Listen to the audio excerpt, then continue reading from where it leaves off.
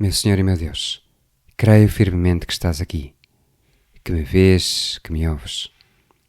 Adoro-te com profunda reverência.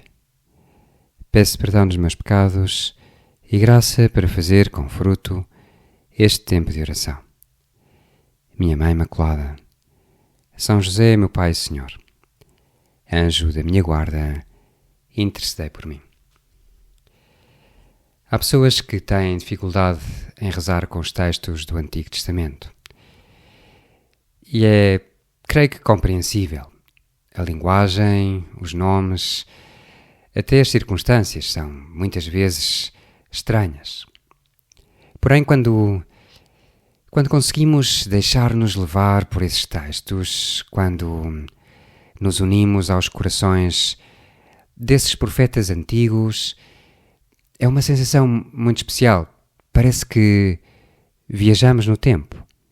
Surpreende como somos parecidos com eles, como são parecidos alguns acontecimentos que eles viveram, alguns sentimentos que lhes passam pelos corações, visões com que olham o mundo.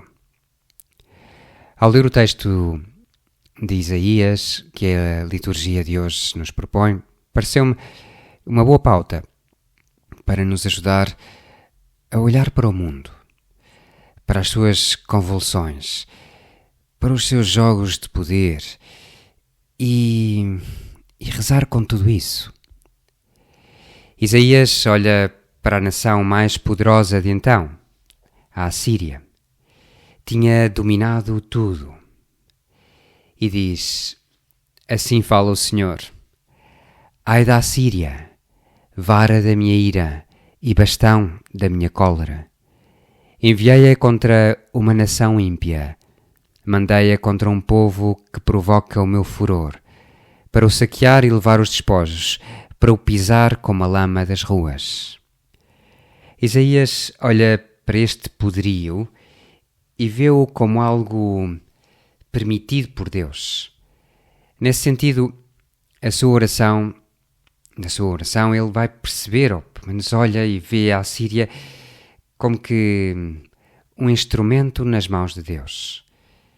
Mas depois o profeta aponta para a soberba dessa mesma potência. Aquela, pelo contrário, não se vê como instrumento de Deus. Vê-se como ela própria, ela sozinha, completamente autónoma, não dependente de nada, nem de ninguém. Não tem responsabilidade. Atua por livre iniciativa apenas. Mas a Assíria não pensava desse modo. O seu coração não tinha esse plano. O que ela pretendia era aniquilar, exterminar o maior número de nações. Porque ela diz: eu agi pela força do meu braço, atuei com a minha sabedoria, porque sou inteligente. Assim via Isaías a Assíria, na sua soberba. E não é verdade que assim vemos nós também o homem moderno? O homem de hoje vê-se, o de hoje e o de sempre, mas vemo-lo poderoso, vemo-lo sábio, vemo-lo capaz de coisas maravilhosas e muitas das coisas são espetaculares, são fantásticas, são boas para poder fazer tanto bem. E no entanto está centrado em si próprio, orgulhoso, arrogante. E Senhor, são tantos os exemplos, mas são negativos e não sei se ajuda a trazê-los aqui, se ajuda a rezar. Acho que cada um terá os seus exemplos e cada um saberá olhar para o lado, olhar para este homem de hoje, este homem moderno. E como reza Isaías, com tudo isto que vê, com esta arrogância, com esta soberba, volta a ver a Síria como um instrumento de Deus. Um instrumento que poderia ser dócil para instaurar a ordem, a paz, a concórdia entre entre os homens, entre os povos, mas não, prefere a sua glória. E então volta-se e diz-lhes: porventura gloria-se o machado contra quem o empunha? Ou levanta-se a serra contra aquele que a maneja? E continua e vai terminar dizendo o castigo que vai cair sobre a Síria. Aliás, como para muitos, a Síria de então talvez não seja nada conhecida, uma grande nação, um grande potentado, e no entanto passaram, uns milénios, é verdade. Mas onde é que ela está? Onde é que foram parar todo esse poderio, toda essa arrogância, toda essa soberba? Logo por contraste encontramos um Evangelho em que Jesus louva os pequeninos, aqueles a quem foi revelada a verdade, não aos sábios ou poderosos, não aos grandes da terra e das nações. Eu te bendigo, ó Pai, Senhor do céu e da terra, porque escondestes estas verdades aos sábios e inteligentes e as revelaste aos pequeninos. Sim, Pai, eu te bendigo, porque assim foi do teu agrado. Tudo me foi dado por meu Pai. Ninguém conhece o Filho senão o Pai, e ninguém conhece o Pai senão o Filho, e aquele a quem o Filho o quiser revelar. Basta abrir o Evangelho ou a Sagrada Escritura e vemos como Deus gosta de atuar assim. Gosta de brincar com os homens. Vemos Maria e José a caminho de Belém, por ordem do grande imperador romano César Augusto. São os mais pequenos daquele império. E, no entanto, mais tarde Jesus escolhe 12 homens simples, pescadores, trabalhadores manuais, um cobrador de impostos. E é com eles que ele vai edificar a igreja. E é assim que ele muda o mundo.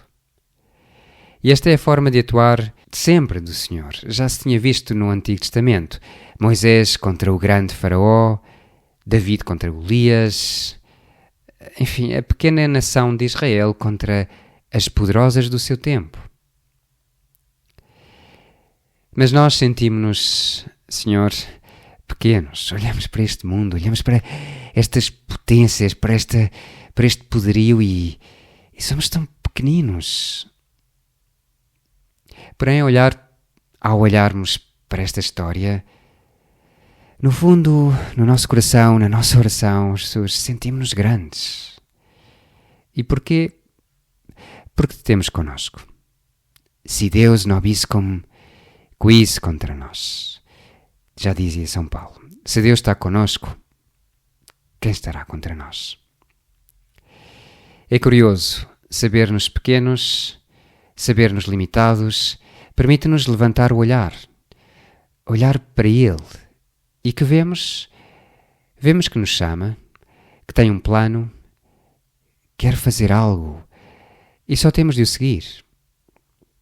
Há uns anos ouvi o Papa dizer aos jovens, numa Jornada Mundial da Juventude: dir-me-ás, mas Padre, eu sou muito limitado, sou pecador, que posso fazer? Quando o Senhor nos chama, não pensa naquilo que somos, naquilo que éramos, naquilo que fizemos ou deixámos de fazer. Pelo contrário, no momento em que nos chama, Ele está a ver tudo aquilo que poderemos fazer, todo o amor que somos capazes de comunicar. Ele aposta sempre no futuro, no amanhã. Jesus olha-te projetado no horizonte, nunca no museu. Esta é a forma de atuar do Senhor. Muda o mundo com um pequeno casal, no qual nasce o Messias, o Salvador, o Verbo encarnado. Ele gosta destas piruetas. Escolhe uma mulher pequenina, mirrada, que se torna a grande Madre Teresa de Calcutá. Um jovem apaixonado pelo teatro que se tornará o grande São João Paulo II.